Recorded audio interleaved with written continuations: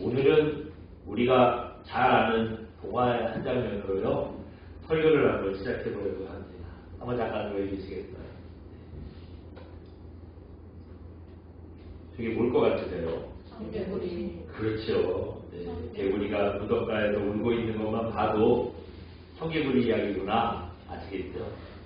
아버지를 일찍 여의고 어머니와 단둘이 사는 청개구리가 있었다고 그럽니다. 근데 얘가 아주 천방지축이에요. 엄마가 시키는 건 무조건 다 반대로 한다 그러죠? 엄마가 개굴개굴 물어보라 그러면 뭐라고 물어요? 굴개굴개 물고요. 엄마가 나가지 말라고 하면 나가고요. 밥 먹으라 그러면 안 먹고, 먹지 마! 그러면 먹고, 뭐든지 이렇게 다 반대로 하는 개구리였다는 거예요. 근데 얼마나 힘들어요. 네? 결국에는 엄마가요, 애가 얼마나 속을 새기는지 화병이 났대잖아요. 먼저 누운 엄마가 아들 개구리를 불러놓고 유언을 남깁니다. 내가 죽거든 산에 묻지 말고 냇가에 묻어둬라. 그래요.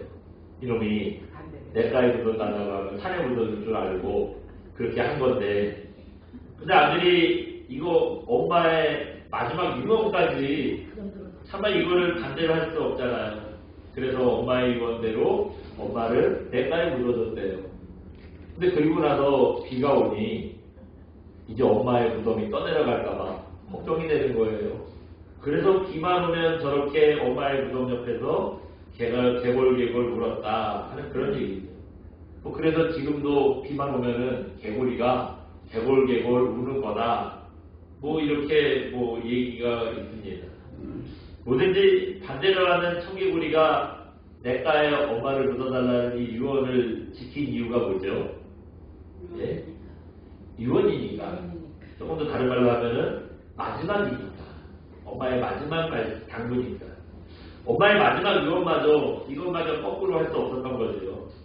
여러분, 마지막이라는 그런 말은요, 언제나 더 큰 무게감이 있어요.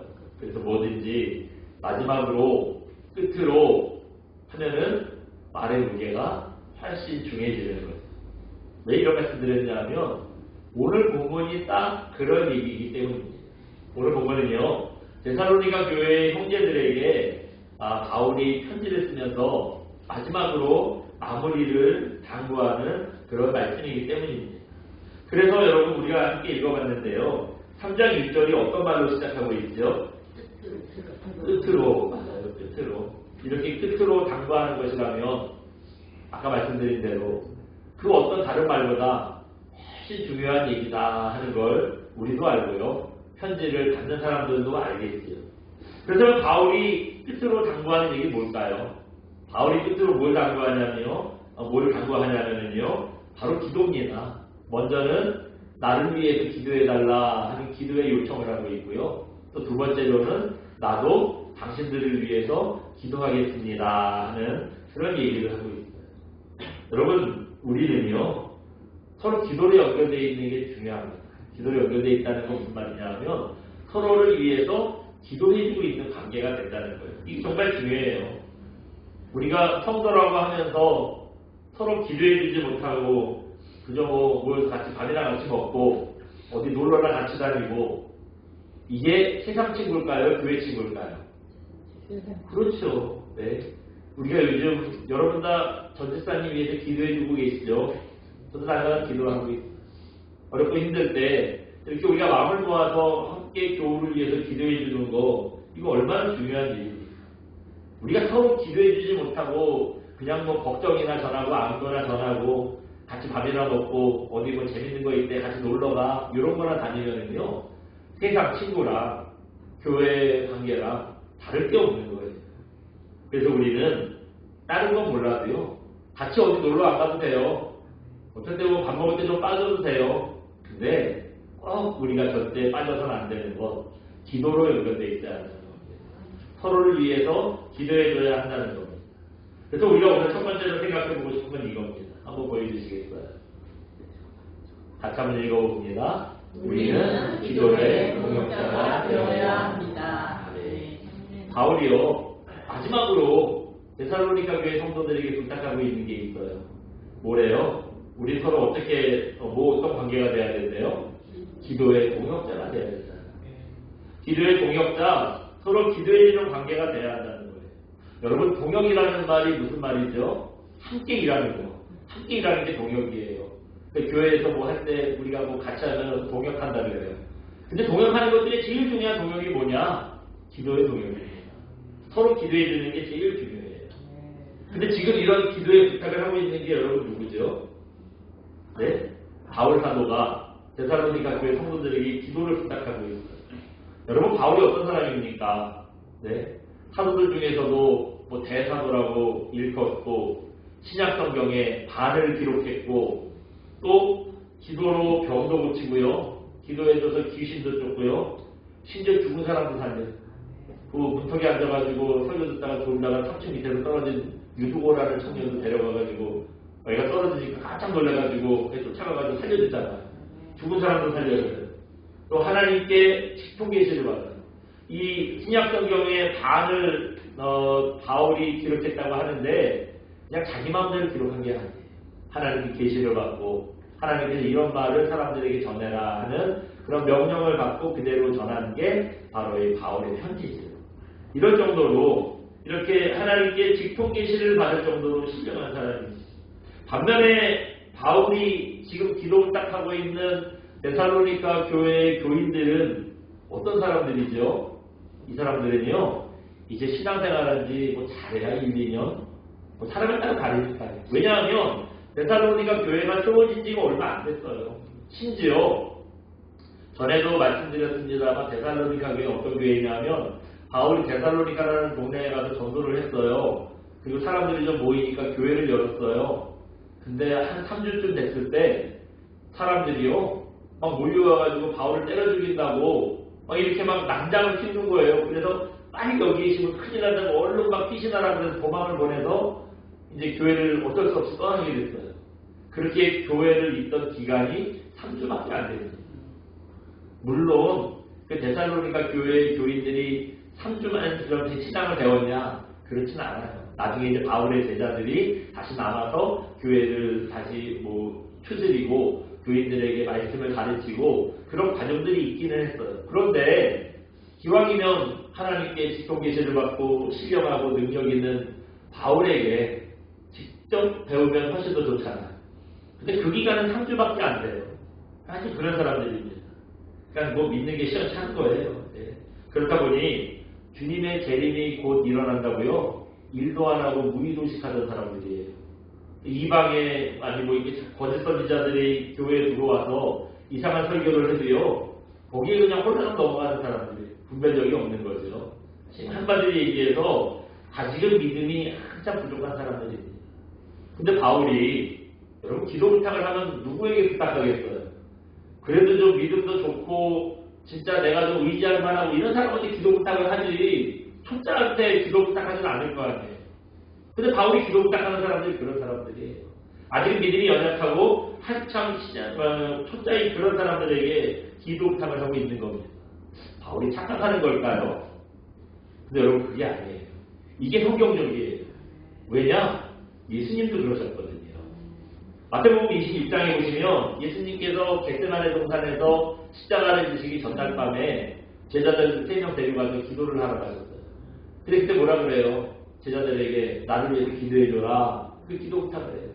근데 이 제자들이 성령 받기 전에는 이때는 성령님이 임하시기 전인데 성령 받기 전에는요 그냥 부족한 사람들이었어요. 주님이 내 십자가에서 다 본인 막 예수님은 마음이 급하고 막 그래서 기도를 하러 갔는데 제자들 데려가서 이분이 기도하랬더니요 졸고 있어요. 가서 깨웠더니 또 줘라. 깨웠더니 또 줘라. 3번째 가가지고는요 됐다 내려가자. 그리고 그냥 데리고 내려갔어요. 네. 또 그것뿐인가요? 예수님 없는 사이에 어떤 사람이 귀신 들린 자기 아들 데려가서 귀신 좀 쫓아주세요. 또 붕괴 있잖아요. 예수님 흉내를 내면 어떻게 하는데 이거 완전히 투닥거리지요. 귀신은 안 나가고요. 그냥 막 힘만 빠지는 거예요. 네. 또 자기들끼리 앉아가서 하는 얘기라고 하면 천국 가면 네가 높냐 내가 높냐 이런 걸로 싸우고 앉아있고요. 예수님 십자가에 달려 돌아가실 때 그 자리 지키던 사람 몇 명 있었어요. 요한 하나 있어요. 나머지 10명의 제자들은 다 도망갔어요. 아주 그냥 자기들 잡힐까봐 귀신같이 도망갔어요. 네. 여러분 이게 예수님께서 기도 부탁을 하던 제자들의 수준이었다는 겁니다. 그냥 일반 평신도 우리는 제자라 그러니까 너무 좀 낫겠지 싶은데 의리도 없고 아는 것도 없고 진짜 몰라요. 우리보다 못하다고 그렇게 자신할 수는 없겠지만 우리나 제자들이나 뭐 별로 차이가 없는 그런 정도의 수준입니다. 근데 예수님이나 사도 바울이나 오늘 말씀 보니까 어때요? 이런 사람들한테 기도 부탁하고 있는 거예요. 왜냐? 여기 기도의 동역에는요 남녀노소가 없기 때문이에요. 누구에게나 기도 부탁을 할 수 있기 때문이에요. 주일학교 아이가 목사님께 목사님 기도해 주세요. 그럴 수 있잖아요. 반대로 목사님도 주일학교 아이한테 나를 위해서 좀 기도해 줘. 그렇게 부탁할 수 있잖아요. 그래도 그게 하나도 이상한 일이 아니에요. 그게 주님 안에서는 다른 관계고 옳은 신앙인 겁니다. 이엠마운드 목사님의 기도 시리즈라는 책이 있어요. 얇은 책인데요. 한 요만한 두께 될까? 이거보다 더 두꺼울까? 손바닥만한 책이에요. 이게 한 7권 돼요. 기도에 대한 얘기를 이제 한쪽적으로 하는 건데 그 책에 보면 이런 얘기가 한편 나옵니다. 19세기 초까지 영국의 목사님들은요 목회자가 교인들한테 기도 부탁하는 거를 안 했대요. 왜냐? 목사가 교인들한테 기도 부탁하면 교인들이 어떻게 생각하겠어요? 얼마나 시덥지 않으면 나 같은 사람한테까지 기도 부탁을 할까? 아유, 목사님도 이렇게 생각할 것 같다는 거예요. 나를 약자로 볼까봐 그래서 교인들한테 기도 부탁을 안 했대요. 근데 여러분, 예수님도 시덥다는 제자들에게 기도 부탁하시고 오늘 본문의 바울도 그렇게 연약한 성도들에게 기도 부탁을 하시는 것처럼 목회자도 성도에게 기도를 요청한다. 그렇게 책에 쓰면서요. 그 예를 또 하나 드린 게 스펄전 목사님이에요. 스펄전 목사님이 목회하던 교회가 런던의 메트로폴리탄 타버나클 교회라는 교회입니다. 그 옛날의 모습은 아닌데요. 지금도 있어요. 한번 잠깐 보여주시겠어요? 네. 저 교회래요. 저기가 메트로폴리탄 타버나클 교회인데 런던에 있는 교회래요. 스펄전 목사님이 38년 동안 목회했던 교회고요. 지금은 뭐 그렇지 않은데 스펄전 목사님이 목회할 때는요 수만 명이 모이는 교회였다는 거예요. 스펄전은 설교 잘하는 걸 유명한 목사님. 그래서 그 목사님 설교도 워낙 잘하고 목회도 잘하고 그러니까 후배 목사님들이요. 목사님 어떻게 하면 그렇게 목사님처럼 목회를 잘할 수 있어요? 이거 목사님께 목회를 배우러 많이 찾아왔다는 거예요. 그럴 때마다 목사님이요 후배 목사들을 데리고 지하 예배실을 보여줬대요. 여기 가면 기도원의 300용사처럼 목사님을 위해서 기도해주는 300명들이 늘 있었다는 거예요. 그래서 이분들이 목사님 설교할 때마다 성령의 불이 임하게 해달라고 그렇게 쉬지 않고 기도했다는 거예요. 참 이러니 목사님 설교가 성령 충만할 수밖에 없어요. 목회가 뜨거울 수밖에 없겠어요. 그러니까 내 사역은 성도들의 저 기도 때문이다. 다른 방법 없다. 내가 뭐 노하우가 있는 것도 아니고 뭘 잘알아서도 아니다. 우리 성도들이 기도해 주는 것밖에 없다. 이렇게 얘기했대요. 딱 그 내용을 읽는데 진짜 부럽더라고요. 여러분 누군가 나를 위해서 여러분 눈물로 뜨겁게 기도해 주고 있다는 생각 해보셨어요? 네. 내가 어렵고 힘든데 이거 뭐 누가 알아주긴 하나? 이거 뭐 그 속된 말로 죄송한데 서방도 몰라주고 마누라도 몰라주는데 누군가 알아가지고 정말 나를 위해서 그렇게 기도해 주는 사람이 있다는 거 그런 생각을 하면요 마음이 얼마나 든든한지 몰라요. 마음이 얼마나 뜨거운지 모릅니다. 목사 밥 한 끼 사주는 것도 참 감사한 일인데요. 여러분 밥보다는 기도로 도와주시기를 부탁드립니다. 그게 여러분 제가 사는 길이에요. 제가 살면 여러분도 사는 길이에요. 또 여러분이 살면 교회도 사는 길이잖아요. 그게 우리 서로가 다 살 수 있는 길입니다. 목사가 어떻게 하면 하나님을 위해서 살 수 있을까? 어떻게 해야 하나님께서 맡겨주신 우리 성도들을 좀 신실한 성도들이 되도록 도울까? 이런 거 좀 고민해야 되는데 이런 생각은 안중에도 없고 누가 와서 밥 한 끼 안 사주나 이런 것만 생각하고 있으면 이게 얼마나 추적한 일이에요. 내 목사가 얼마나 추적한 일입니까? 여러분 목사가 그런 사람이라도 괜찮으시겠어요? 예? 여러분 그런 목사가 여러분의 목회자라도 괜찮으시겠어요? 목사가 하나님 영광 다 가지고요. 여러분께 실망을 드리지 않도록 여러분 저를 위해서 기도해 주시기를 부탁드립니다. 그리고 여러분 주저하지 마시고요. 저에게는 물론이고 또 서로 우리의 기도 부탁해야 돼요. 기도 부탁해야 됩니다. 자기 속사정 뭐 하소연도 괜찮아요. 그 하소연을 알아야 기도를 해주죠. 네? 괜찮습니다. 기도 부탁하실 수 있기를 바라요. 이렇게 서로 기도에 동역을 하는 게 성경적인 신앙이라는 거예요. 기도 부탁에 대한 얘기가 나왔으니 조금 더 덧붙이자면요. 여러분 기도 부탁은요. 구체적인 게 좋아요. 구체적으로 부탁하는 게 좋습니다. 그래야 기도하는 분들도요. 구체적으로 기도할 수 있더라고요. 제가 여러분들께 기도 부탁을 받아보니 그래요. 목사님, 집사님 요즘 어려운 일 없으세요? 기도해 주실 거면 물어보면은 어떤 분들은요. 그냥 가만히 있다 자기 기도 부탁할 게 없거든요. 그러니까 그냥 한두 마디 툭 던지는데 밑도 끝도 없이 건강을 위해서 기도해 달래요. 그럼 제가 건강을 위해서 기도해 달라는 게 무슨 말인지 어떻게 알아요? 올해 엄청 추웠는데 독감 걸리지 않게 해달라고 기도해 달라는 건지, 안 아프게 오래 살게 해달라고 기도해 달라는 건지, 아니면 무슨 자기가 병이 하나 생겼는데 이 병을 위해서 기도해 달라는 건지 모르잖아요. 제가 기도해보니까 그렇더라고요. 죄송합니다만 일부러 그러는 건 아니에요. 일부러 그러는 건 아닌데 그냥 대충 구체적이지 않게 기도해달라는 분들을 위해서 기도를 하면은 기도가요. 이상하게 구체적이 안 돼요. 참 이상하게 기도 부탁이 구체적이지 않으면 기도가 깊이 안 돼요. 그냥 저도 모르게 막 기도가 수박 겉핥기처럼 되는 거예요. 그냥 시간도 안 나고 이분들 위해서 좀 집중, 기도하는 분들이 기도줄 잡는다고 그래요. 그러니까 뭔가 어떤 주제에 어떤 분을 위해서 기도하다 보면 나도 모르게 막 그분에 대해서 이런저런 막 기도의 제목들이 생각나고 기도하게 되거든요. 근데 그게 안 돼. 그냥 하는데 기도하는데 해달라 했으니까 하는데 아무리 생각해도 이분을 급한 것 같지도 않고 하나님도 뭐가 필요한지도 모르겠고 죄송한데 저도 모르게 대충은 아닌데 어차피 깊은 기도가 안 돼요. 그냥 수박 겉핥기로밖에 기도가 안 된다. 반면에 어떤 분은 구체적으로 기도 부탁을 해요. 그러면은요 저도 기도할 때도 구체적으로 기도하게 돼요. 무슨 아들 무슨 학교에 기대해 주세요. 그러면 어느 학교 무슨 과 이거까지 얘기하면요 저도 그렇게 기도할 수밖에 없잖아요. 어떤 분이 당뇨가 있는데 요즘 당 수치가 높아져서 병원에서 문제내요. 힘들어요. 기도해 주세요. 이렇게 제가 어떻게 기도하겠어요. 하나님 당뇨는 음식 때문에 일입니다. 많이 먹지 않게 입맛이 뚝 떨어지게 해주세요. 그래가지고 이게 당이 오르지 않게 좀 건강을 붙들어서 이렇게 구체적으로 저도 기도할 거 아니에요. 그러지 않겠어요.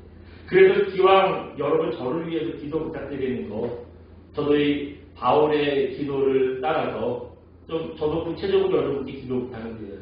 그럼 어떻게 바울이 기도를 부탁했느냐 우리 1절 한번 읽어볼까요? 한번 봅니다. 시작. 끝으로 형제들아 너희는 우리를 위하여 기도하기를 주의 말씀이 너희 가운데서 같이 퍼져나가 영광스럽게 되고 그랬어요. 끝으로 형제들아 그러니까 마지막으로 우리 데살로니가 교회 우리 성도님들 여러분한테 기도합니다. 그래서 너희는 우리를 위해서 기도하기를 그랬어요. 여기서 말하는 우리는 바울은 자기가 약체처럼 나만 기도해도 그러지 않아요. 같이 동역하고 있는 우리 동역자들을 위해서 함께 기도해달라는 거예요. 그러면 한 얘기가 뭐예요? 데살로니가 교인들한테 하나님의 말씀을 바울을 전했더니 데살로니가 사람들은 말씀을 쏙쏙 받아들이는 거예요. 말씀이 퍼져나가는 거예요. 그러니까 막 교회가 세워졌잖아요. 그렇게 된 것처럼 우리가 하나님 말씀 전할 때마다 말씀이 막 퍼져나가서요. 예수님을 믿는 역사가 일어나게 해달라고. 이거 기도했다는 거예요. 여러분 이게 말씀의 능력이에요. 제대로 하나님의 말씀이 심겨지고 예수님이 그분 안에 내주하고 복음을 듣게 되면은요. 가만히 있을 수가 없어요. 다른 사람들에게 막 전하고 싶어집니다. 어느 때는요. 막 고만하라 그래요. 너는 막 입만 열면 예수님 얘기냐 이렇게 고만하라고 듣기 싫다 그래도요.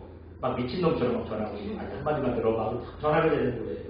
근데 여러분 그런 역사가 저절로 일어날까요? 저절로 일어나겠어요. 저절로 일어날 것 같으면 바울이 왜 기도 부탁을 하겠어요? 그런 역사가 어느 때 일어난다는 얘기예요? 기도해야 일어난다는 거예요. 기도하면은 말씀이 복음이 예수님이 막 퍼져나가는 역사를 성령께서 일으켜 주시는 거예요. 근데 기도가 없으면 기도 없이 그런 일 해봐요. 너는 찢어라. 나는 내가 그렇게 한다. 아무리 전해도 전화되지 않고요. 다른 사람에게 전해지지 않습니다. 그래서 바울이 이걸 기도해달라는 거예요. 주의 말씀이 퍼져나가게 해달라고 우리를 위해서 기도해달라 요청하고 있는 겁니다.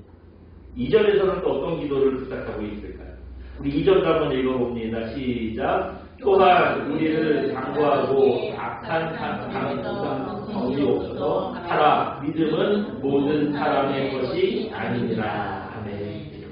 부당하고 악한 사람들로부터 건져달라고 그렇게 기도 부탁을 하고 있어요. 바울이 이거 뭐 전도여행 다니고 복음 전하고 이러다 보면은 억울하게 만당하잖아요. 여러분 우리도 예수님 믿는 것 때문에 참 속상할 때 있잖아요. 네? 근데 여러분만 그런 줄 아세요? 목회도 해보니 이거 뭐 손바닥만 하고 조그만 목회라고 해도요. 이거 목회하다 보면 분란 일으키고 사람들 서로 상처 주고 또 시험 들고 이런 일 많아요. 이런 일 많더라고요. 그러면 진짜 목회하는 데 힘 빠져요. 여러분 우리가 함께 신앙생활 하는데 기왕에 교회를 정하고 함께 우리가 예수님을 따르는데 여러분 예수님 믿는 게 행복하고 즐거워야 되잖아요. 교회 오는 게 짐이 되고 목사가 아이고 오늘도 왜 이렇게 오래 해? 이거 안 되면 안 되잖아요. 네? 이러면 안 되지 않습니까? 교회라고 하보니 맨날 싸움박질이고 서로 상처 주고 저 같아도 이런 교회는 가기 싫겠어요. 어쩐지 이런 교회는 다니기 싫을 거예요. 그래서 교회에 분란이 일어나지 않고 목회하고 말씀 전하는데 집중하게 해달라고 그 기도를 부탁하고 있어요. 여러분 저를 위해서 기도해 주실 때도요. 고목사 인기 없게 해주세요. 교회가 커져가지고 사례비 많이 받게 해주세요. 이런 기도 해주시면 감사한데 그래도 이런 기도 안 해주신다고 해도 제가 서운하다고 안 하세요. 대신 저를 통해서 말씀이 전파될 때 여러분만 말씀 듣는데 그치지 않고 이게 또 다른 사람에게 또 다른 사람에게 또 다른 사람에게 이 말씀이 퍼져나가게 해달라고 여러분 기도해 주시기 바랍니다. 그리고 또 우리 예수님 믿는 거 서로 행복하고 우리가 기쁘려고 하는 거잖아요. 교회가 건강하고 평안하게 해달라고. 그래서 하나님 우리 교회가 목회를 하는데 하나님 뜻에 합당한 교회가 되게 해달라고. 이걸 위해서 좀 기도해 주시기 바랍니다. 이렇게 성도들에게 바울을 위해서 기도해달라고 했으니까 바울도 이제 성도들을 위해서 기도해야 되잖아요. 나만 기도 받아먹고 다른 사람들 기도 안 해주면 안 되잖아요. 그래서 바울도요. 데살로니가 교인들을 위해서 내가 이렇게 기도해 주겠습니다 라고 얘기하고 있어요. 그게 3절, 4절, 5절 말씀이에요. 그 3절을 다 보기는 힘들고요. 오늘은 우리 3절 한 가지만 더 이어서 한번 보겠습니다. 먼저 한번 볼까요? 한번 잠깐 보여주시겠어요? 네. 같이 한번 읽어봅니다. 우리가 하나님의 신실하심을 믿도록 서로 기도해야 합니다. 우리가 서로를 위해서 기도하는데 서로를 위해서 뭘 기도해야 되느냐? 그냥 밑도 끝도 없이 기도해주세요. 그러면은 얼마나 기도하기 힘들어요. 구체적으로 돼야 된다고 그랬잖아요. 바울도 구체적으로 내가 당신을 위해서 너희들을 위해서 뭘 기도하고 있어라고 밝히고 있어요. 그게 뭐였대요? 서로를 위해서 기도하는데 하나님께서 신실하신 분이라는 거 이거 믿는 믿음이 생기도록 기도해줘야 한다는 거예요. 바울도 이걸 위해서 기도해 주겠대요. 3절이 그 말씀을 하고 있어요. 우리 오늘 보면 3절 한번 읽어봅니다. 같이 봅니다. 시작. 주는 믿으사 너희를 굳건하게 하시고 악한 자에게서 지키시리라. 아멘. 바울이 이거 기도하고 있다는 거예요. 여기 보니까 주는 예수님은 어떤 분이래요? 믿부사. 이쁘사를 잘못 쓴 건 아니에요. 믿부사라는 말이 있어요. 믿부사라는 건 무슨 말이냐면 믿었다, 믿을만하다, 뭐 신실하다 그런 뜻입니다. 이 믿부사를 영어 성경에 보면 페이스풀이라고 그랬어요. 페이스는 믿음이라는 뜻이고 풀은 뭐 가득하다, 뭐 충만하다, 꽉 찼다 그런 뜻이잖아요. 그러니까 페이스풀은 무슨 말이냐면 믿음이 충만하다 그렇게 이해할 수 있는 뜻입니다. 너무 믿을만하다 그런 뜻이에요. 잠깐 영상 하나 보여드릴게요. 한번 보여주시겠어요? Oh my god! Video! Oh my god! Andrew, what I say about that? Oh my!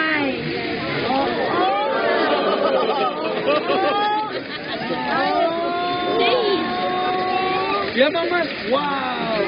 Mama, yeah. 저렇게 땅에서 솟아오르는 물을 용천수라고 한대요. 용천수라고 하는데 저건 미국의 옐로스톤 국립공원에 있는 용천수입니다. 높이가 상당해요. 그냥 뭐 땅에서 이렇게 잠깐 오르는 게 아니라 30m 이상 올라오네요, 물이. 30m면은 그 아파트 한 12층 정도 높이래요. 근데 저게 얼마나 크고 유명한지, 저게 지금 저 사진만 있어서 그러는데, 다른 사진들도 보면 사람이 가까이는 못 가거든요. 너무 뜨겁대요. 뜨겁고 여기 이렇게 그 성분이 그렇게 좀 위험한 거라 가까이는 못 가는데, 그래도 이렇게 사람이 서 있고 한데요. 진짜 사람이 저기 한 10분의 1 정도밖에 안 돼요. 10분의 1도 안 돼요. 그렇게 물이 크게 오르는 거예요. 그래서 저 이름도 있대요. 이름이 뭐래요? 올드 페이스풀이래요. 저 용천시 이름이 올드 페이스풀. 이름까지 지어줄 정도면은 저 효과가 뭐 어디 안 가고 계속 되고 있다는 뜻이겠죠.